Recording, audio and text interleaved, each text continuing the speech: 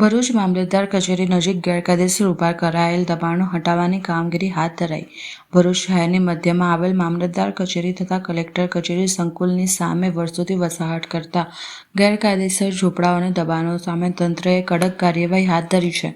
મામલતદાર માધવી મિસ્ત્રીના માર્ગદર્શન હેઠળ પોલીસ બળ તથા નગરપાલિકા કર્મચારીઓએ મદદથી 50થી વધુ ઝૂંપડાઓ તોડી પાડવામાં આવ્યા હતા। દબાણ હટાવો અભિયાન દરમિયાન કોઈપણ અનિચ્છનીય ઘટના ન બને તે માટે સ્થળ પર ચુસ્ત પોલીસ બંદોબસ્ત રાખવામાં આવ્યો હતો। આ ઝૂંપડાઓ સરકારી જમીન પર અનધિકૃત રીતે બાંધવામાં આવ્યા હતા અને તંત્રને સૂચનાઓ છતાં દબાણો દૂર ન થતાં દબાણ દૂર કરવાનો નિર્ણય લેવામાં આવ્યો હતો। જોકે તંત્રની દબાણ હટાવો કામગીરી સાથે સ્થાનિક સહિત ભરૂચ જિલ્લા આમ આદમી પાર્ટી દ્વારા વિરોધ નોંધાવવામાં આવ્યો હતો। આ સાથે જ આક્ષેપ કરવામાં આવ્યો હતો કે તંત્ર દ્વારા ગરીબ લોકોને હેરાન કરવામાં આવે છે, પરંતુ અન્ય સ્થળોએ ઊભા કરાયેલ ગેરકાયદેસર દબાણો હટાવવામાં આવતા નથી। હું વીણાબેન બોલું છું। છેલ્લા 5 વર્ષથી મામલતદાર કચેરી પાછળ એક નાનો એવો ચાનો ગલ્લો કરું છું અને મારું ગુજરાન ચલાવું છું।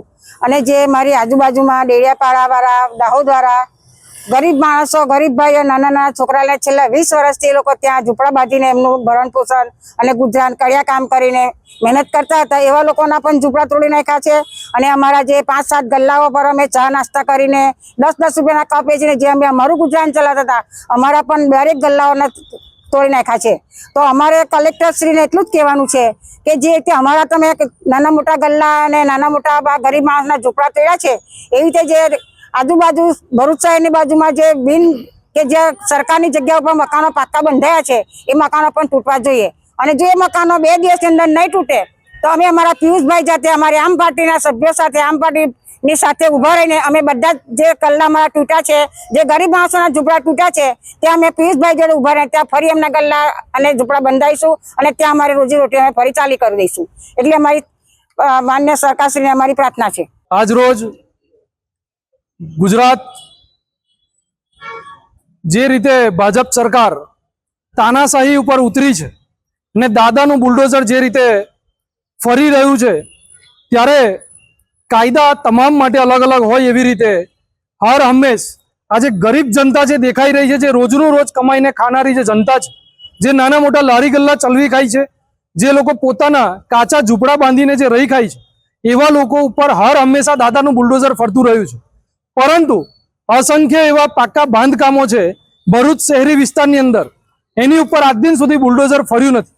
ત્યારે આજ રોજ લેખિતમાં અમે પ્રાંત સાહેબને અહીંયા રજૂઆત કરવા માટે આવ્યા છે કે પાકા જે બાંધકામો છે, જેવા કે ભરૂચ શહેરી વિસ્તારમાં, સિટી સેન્ટર વિસ્તારમાં જે રીતે જે ટિકિટનું જે બોક્સ ઓફિસ બનાવવામાં આવી છે, ત્યાર પછી કોલેજ રોડ ઉપર ખેટલાપા હોય, દ્વારકાધીશ હોય, એની બાજુમાં આશીર્વાદ હોય, એની આગળ વધવા જઈએ તો કલેક્ટર કચેરીવાળા રોડ ઉપર જ જે આપણી ફેમિલી કોર્ટ છે, એની બિલકુલ સામેને રસ્તા ઉપર જે કાચા બાંધકામો જે બનાવી અને જે પાકા બાંધકામો બનાવીને જે ધંધા કરી રહ્યા છે, એ પણ તૂટવા જોઈએ। આવી રજૂઆત લઈને અમે પ્રાંત ઓફિસને આજે સુપ્રત કરીએ છીએ।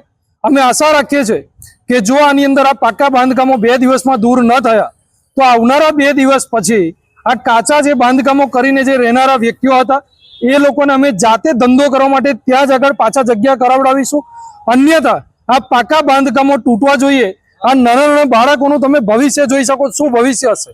આજે આ જેટલા પણ લોકો છે, એ લોકો રોજીરોટી પોતાની કમાવા માટે, પોતાના બાળકોના ભવિષ્ય બનાવવા માટે, પોતાના બાળકોને જીવડાવવા માટે, પોતાના પરિવારને જીવડાવવા નાની મોટી રોજીરોટી કરી ખાય છે।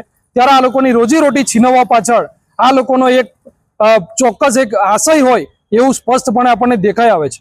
આજે આ બેનની વાત કરું તો એ બેનના ઘરની અંદર એમના દીકરાની બંને કિડની ફેલ છે।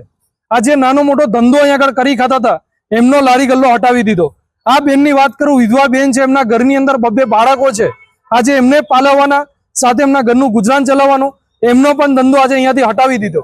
એવા અસંખ્ય લોકો છે જે લોકોના નાના મોટા ધંધા કરી ખાતા હતા, એ ધંધા રોજગારી આ લોકો છીનવવા પર આવ્યા છે। ત્યારે આશા રાખીએ છીએ કે આ પ્રાંત ઓફિસે આજે આ સુપ્રત કરી 2 દિવસની અંદર આ તમામ પાકા બાંધકામો પણ દૂર થવા જોઈએ। અને જો પાકા બાંધકામો દૂર ન થયા તો આમ આદમી પાર્ટી ભરૂચ જિલ્લાની આ તમામ લોકોની સાથે ઊભા રહે અને એ લોકોને કાચા બાંધકામો બનાવી એ લોકો જે કંઈ પણ ધંધા કરતા હતા એ લોકોને અમે ચાલુ કરાવડાવીશું।